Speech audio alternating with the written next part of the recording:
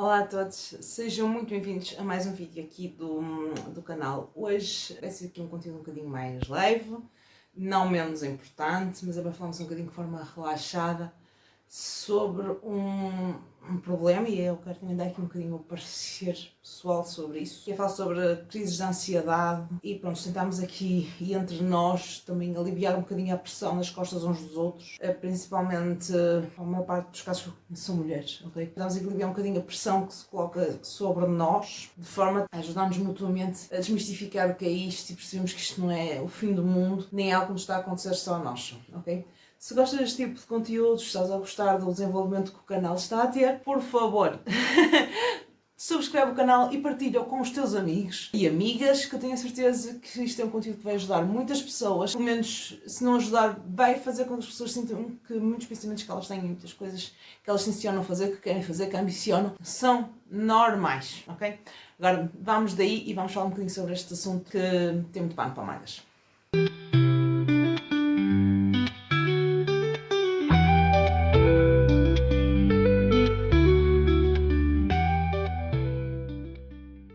Estou a falar sobre crises de ansiedade. Eu sempre fui uma criança ansiosa. Aliás, eu já na escola tinha um teste e ficava ansiosa. Até aqui tudo certo. Mas sempre soube lidar com isso. Sempre aprendi depois a construir ferramentas que me permitiam lidar com a ansiedade de uma forma mais ou menos, será ambígua o que eu vou dizer, mas mais ou menos calma. Okay? E o que é que acontece? Isto com os anos realmente foi agravante, porque eu comecei a perceber, ok, e agora contra mim vou falar, mas a organização nem sempre é uma coisa boa, né? Tem os seus revés. Que se eu fosse extremamente organizada, que se eu tivesse tudo mais ou menos planeado, se eu conseguisse manter quase tudo sob controle, não é claro que não se consegue manter tudo sob controle, mas num plano mais geral, que eu tinha tempo para muita coisa. Então eu sempre fiz mais do que o que devia, sempre fiz mais do que o que me competia. E o que é que acontece? Principalmente no mercado de trabalho, os patrões ficam mais mal habituados. E depois é um bocadinho aquela questão, a Teresa faz, a Teresa resolve, é preciso ficar até mais tarde, a Teresa fica. E quando nós chegamos a um ponto, já que estamos perto da ruptura, ou porque simplesmente não podemos, porque temos, por exemplo, uma consulta médica, temos um jantar, temos compromisso em família, não é? As pessoas depois ficam chateadas e depois isto começa a gerar ansiedade, porque depois tu ficas com a sensação que estás a acumular mais trabalho, mais responsabilidades, mais coisas, ok? Isto, no ponto de vista do trabalho, pelo menos foi o que aconteceu comigo. E este acúmulo de situações, este tipo de exigência por mais, e depois quando eu não conseguia fazer, apesar de eu estar a dar o meu melhor, quando eu não conseguia fazer, eram simplesmente passados, por exemplo, a estados de estupidez e de incompetência. Isto gerava em mim uma ansiedade terrível, ou seja, depois eu chegava à casa, eu não tinha vontade, por exemplo, de brincar com a cadela ou com a gata, elas às vezes vinham ter comigo, eu tipo, sai daí, tipo, não tenho a paciência, não tenho as bichas, não tenho culpa de nada, não é? Às vezes era até assim um bocado mais rebelde a falar para os meus pais que estava sem paciência, não é? Porque já vinha chateada, simplesmente, eu só queria ter saído a horas para estar com a minha família. A minha família precisava de mim naquela fase. Às vezes simplesmente não conseguia, estava psicologicamente esgotada. Eu cheguei a um ponto que a ansiedade era tanta que eu tinha crises de pânico a meio da noite e eu chegava a acordar, por exemplo, às 3 da manhã e ficava acordada o resto do dia, porque não conseguia dormir. E eu acordava à meio da noite com crises de ansiedade porque me esquecia de responder a um e-mail ou porque não dei seguimento a uma situação ou porque me esqueci de um documento. E eu, minha gente, é bom nós termos responsabilidade, mas chegámos a um ponto de nos autoflagelarmos praticamente, psicologicamente, porque nos esquecemos de fazer uma coisa, até porque na prática eu agora tenho essa percepção que eu só me esquecia de fazer determinadas coisas, por exemplo, me responder a um e-mail, porque estava assoberbada com outras coisas. Porque era a Teresa que fazia, porque a Teresa tinha tempo, porque a Teresa se disponibilizou. Vai ter-me disponibilizar há um ano atrás, não quer dizer que hoje não tenha a mesma disponibilidade que tinha um ano atrás. Mas muitas pessoas não entendem isso e vão exigir isso de nós. O mesmo acontece com muitas mulheres com a rotina da casa. Elas vêm cansadas de lidar com estas babelas todas no local de trabalho, que são balelas, na prática isto são tudo balelas, porque se não exigirem tanto de nós, eu quero acreditar que ninguém é estúpido ou incompetente ao ponto de não saber o que é que tem que fazer. E quero acreditar que os patrões sabem que nós temos noção que estamos a ser pagos para fazer o nosso trabalho. É óbvio que vamos fazê-lo bem feito. Ou o melhor que conseguirmos. Não é preciso estarmos a fazer agora faz isto, agora faz aquilo, agora faz aquilo outro. Nós sabemos o que tem que ser feito. Isto gera ansiedade, isto gera pressão, isto frita a pipoca a uma pessoa, minha gente. Eu saí do meu trabalho por causa destas coisas. Porque às 8 da manhã, às 8h30 da manhã uma coisa era urgente, às 9 da manhã já era outra coisa urgente e às 10 da manhã já me estavam a pedir para fazer uma coisa que nem sequer era da minha área. E era tudo urgente. Eu fazia o quê? Eu fazia um bocadinho de malabarismo, não é? Enquanto uma bola estava no ar, eu mexia nas outras duas, depois eu tirava a outra no ar e mexia nas outras duas e andava assim nisto. Não, ninguém vai fazer bem feito, ninguém vai conseguir fazer as coisas. Temos pena, mas não é viável. Na prática não é viável e só nos vai alterar o nosso sistema psicológico e imunológico. Eu de repente dei por mim a estar sempre constipada, a estar sempre com cólicas, a perder peso. E não é bem? Alguma coisa boa. Para quem não tem excesso de peso, que era o meu caso, não é saudável estar assim a perder peso. A perder cabelo. Tudo isto derivado de situações que vinham da ansiedade. Eu cheguei a um ponto que eu estava a tomar um comprimido inteiro para dormir. Minha gente, eu passei de um quarto para um no espaço de um mês. Eu tenho uma médica, minha amiga, e ela disse-me: Teresa, não te posso aceitar mais nada do que isto. Estás a tomar um comprimido para dormir, estás a tomar um comprimido de manhã para não estares ansiosa durante o dia. Que é para tu chegares à noite e o comprimido fazer mais ou menos efeito. E querem-se rir, o comprimido não fazia efeito. Por isso sim, eu posso até ter tomado uma decisão precipitada. Mas a nível de saúde, minha gente, compensa. E eu posso vos dizer que no dia em que entreguei a minha carta de rescisão eu dormia a noite inteira. Não quer dizer que não continuasse com ansiedade, porque continuava e, principalmente durante aqueles 60 dias que tive que continuar a trabalhar, ainda foi pior, não é? Ainda foi pior, como podem imaginar. Mas eu já conseguia dormir, porque, não sei, saiu-me um peso de cima. Às vezes é importante falarmos sobre isso, mas até podemos ter um emprego bom, o meu emprego até era um emprego muito bom. Ganhava acima da média para aquilo que fazia. Mas às vezes não vale a pena o mal que nos faz a nível de sanidade mental. Porque não eram mais 100 ou 200 ou 300 euros ao final do mês, que se calhar a longo prazo ia acabar por gastá-los depois em psicólogos e afins, que valiam a pena o facto de eu não dormir, de eu não ter qualidade de vida, de eu não conseguir ter tempo para estar com as pessoas que amo, de eu não ter tempo para curar as minhas cicatrizes, porque nesse mesmo ano eu acabei uma relação de 4 anos e eu nem tive tempo para lidar, porque foi no final da minha pós-graduação, eu tinha que estudar, tinha que apresentar o meu relatório, pronto, até aqui tudo bem, mas uma pessoa normal teria feito o luto depois, não é, da relação. Ok, fui eu que acabei, eu sei, mas tipo, eu tenho direito a sofrer por causa disso. Mas não tive, porque não tive tempo, porque precisavam da Teresa. E, minha gente, nós temos que saber às vezes dizer: para. Por acaso eu tenho a sorte de ter uma rede de apoio, tanto de amigos como dos meus pais, muito forte. Tenho a sorte de viver com os meus pais e eles me ajudarem em muita coisa. Sei que nesse aspecto, comparado, por exemplo, com muitas amigas minhas, sou uma sortuda enorme. Eu sei que muita gente não tem isso, não é? Pronto, no meu caso foi só um trabalho, não é só um trabalho, mas vocês perceberam, não é? Podia ser um familiar, podia ser um casamento, podia ser... Pronto, cada um valoriza o que valoriza, e por acaso eu valorizo muito o meu trabalho, mas tive que dar o salto. E mesmo, minha gente, se vocês estão numa situação parecida, se vocês não conseguem dormir à noite, se vocês estão todos dopados de medicação, se vocês simplesmente sentem que não são felizes, se vocês sentem que com o mínimo esforço, por exemplo, uma pessoa fala um bocadinho mais alto, uma pessoa um bocadinho mais rude com vocês, que a vossa vontade é chorar ou simplesmente passarem-se e atirarem com tudo, género.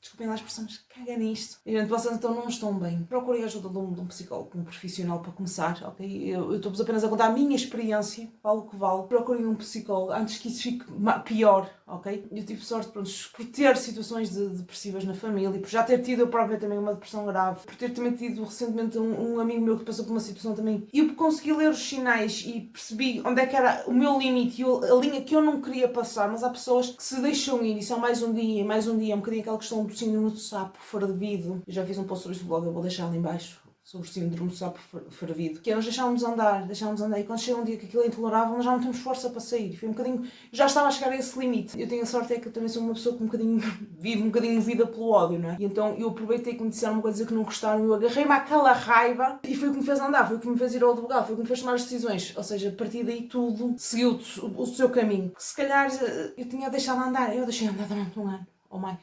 Tipo, não estou a fazer coisas, mas pelo menos um ano é garantido. E se for, por exemplo, um relacionamento tóxico, uma relação narcisista, se estás com um narcisista em casa, pira-te, meu. Pira-te, resolve a tua vida, mas não te deixes ficar. Porque, apesar de só agora se falar muito sobre isto dos narcisistas e parecer que é moda, e tal, vamos falar sobre narcisismo, porque eu tive um namorado narcisista, eu tenho uma mãe tóxica, eu tenho um patrão, não vou entrar mais em detalhes, mas eles andam aí. E nós temos que nos inspirar deles. Porque se nós não tomamos uma atitude, se nós não pomos ali um travão, se nós não fecharmos a porta, não são eles que nos vão facilitar a vida em nada.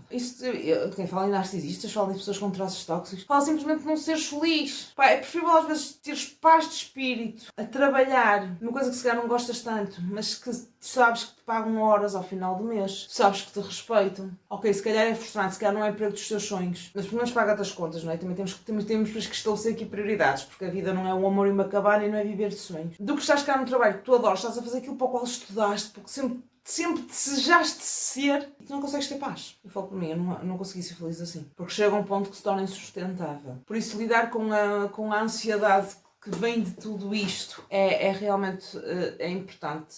E é importante referir que desde que isto me aconteceu, né, e eu falo muito abertamente das coisas, falei com amigas, com conhecidas, então deixaste o trabalho, contava-lhes a história assim por alto. Olha, eu também tenho uma situação parecida, olha, tive uma colega no trabalho que passou por isso, olha, a minha prima passou por não sei quanto. Minha gente, há tantas pessoas a lidar com crises de ansiedade, com ataques de pânico, com insónios. Olha, eu era a rainha das insónias. Não és a única que estás a sofrer, não estás a ser mimimi, não é? Não estás a ser chaninhas, não estás a ser, está a fazer-se de vítima, não estás. Não estamos, ok? Uma crise de ansiedade não é bom, não é tipo aquela sensação de aperto no peito, aquela sensação de mal-estar. Ok, é uma doença fácil de se simular? É. Qualquer pessoa pode dizer que tem uma crise de ansiedade, não é? Tem pessoa como as minhas que praticamente não tem os sinais, mas eu acho que ninguém no seu perfeito juízo vai dizer que tem só para se vitimizar. Não digo que não existam, peço desculpa, esses casos, mas acho que a partir de ninguém vai fazer de livre vontade. E apesar de muitas pessoas não dizerem, de não falarem, de não demonstrarem, a verdade é que muitas pessoas estão a sofrer com crises de ansiedade. Os ataques de pânico são mais visíveis, mas muitas pessoas têm ataques de pânico, por exemplo, à noite. Cheguei a ter um ataque de pânico à noite que pensei que ia ter que acordar os meus pais para me chamarem, para me levarem para o hospital. Eu como já tive outros e sabia o que era, lidei com ele sozinho. Foi correto, foi errado, não sei. Eu já tive um e tive, por isso não vale a pena. Não vale a pena, não é frescura, como dizem os brasileiros, não é frescura isto de ter crises de ansiedade, não é. E não é algo que as pessoas tenham e que fiquem contentes por ter. Por isso, minha gente, se às vezes vocês lidam com alguém que conhecem todos os dias e que até é uma pessoa bem disposta e que de repente vos dá uma resposta mais torta, pensem que se calhar ela está a ter um péssimo dia, pensem que se calhar essa pessoa não dormiu de noite, pensem que se calhar essa pessoa pode estar com algum problema que não vos quer dizer, que não tem que vos dizer, mas respeitem as pessoas, pá. E as pessoas não veem, continuam a querer mais e querem que nós vamos ter sempre a mesma postura, as mesmas atitudes, e nem sempre vai ser possível. Não tenham vergonha de dizerem que têm crises de ansiedade, não tenham vergonha, não julguem que é só vocês, nem muito menos pensem que estão a ser mimalhas ou mimalhos, que estão a ser mimimis, que as outras pessoas fazem o que acontece. Os meus avós tinham não sei quantos trabalhos e foram para a guerra, tinham não sei quantos filhos para criar, eu só tenho um. Ok, sim, não era fácil, mas nós hoje em dia lidamos com tantas pressões externas que é muito fácil, nós ainda temos mais ansiedade e mais problemas que se calhar aqueles que os nossos avós tinham. Problemas diferentes, não desvalorizando nem uns nem outros, mas continuam a ser problemas. Porque se antigamente era um problema, não é, determinado, por exemplo, horário de trabalho, hoje em dia se calhar é tramado, nós conseguimos conciliar, por exemplo, uma creche com um horário de trabalho. Porque antigamente os miúdos iam para as avós, agora não. Isto é só um exemplo. As coisas mudam, os hábitos mudam, as pessoas mudam, o próprio estilo de vida muda, o modo de vida muda e nós também mudamos. Por isso, não é porque o vosso avô foi para a guerra e sobreviveu e já chegou e que está tudo bem, que ele se calhar não tenha traumas de guerra, que se calhar também os tem. Não é porque a vossa avó criou 9 filhos e ainda ia para o campo todos os dias de manhã que tinha uma vida mais complicada que a vossa. São complicações diferentes. Cada um sofre à sua maneira e cada um valoriza as coisas de maneira diferente. Por isso, se vocês estão a sofrer, não o neguem, procurem ajuda, tentem resolver as coisas como vocês acharem que conseguem, mas se virem que não conseguem, procurem ajuda. Porque em vez de melhorarmos, em vez de deixarmos as coisas rolar, a tendência vai ser para que elas piorem. E pronto, vou tentar aqui aliviar um bocadinho mais a atenção do vídeo. É um bocadinho sério, é um bocadinho a minha experiência pessoal também, mas é acima de tudo aqui um bocadinho de conversa entre pessoas, para aliviar aqui um bocadinho o mito que existe, não é? Que quem tem estes problemas é mimado, é isto, é aquilo, porque realmente não é. E pronto, eu não vi aqui um bocadinho mais de conversa, um bocadinho mais tete a tete. Se gostaram deste tipo de conteúdos, querem mais deste tipo de vídeos, também podem deixar lá em baixo nos vossos comentários e dizer: olha, Teresa, eu gostei muito deste tipo de vídeo, por favor, faz mais conteúdos destes, porque realmente é importante quebrar determinado mito. Tem de ser algo que não saiba falar ou que não tenha experiência própria. Eu vou arranjar maneira de me informar ou até de trazer aqui alguém que vos possa falar sobre determinado assunto. Mas pronto, deixem as vossas sugestões. Espero que estejam a gostar do rumo que o canal está a levar. Pronto, fiquem bem para a semana a mais. Tchau!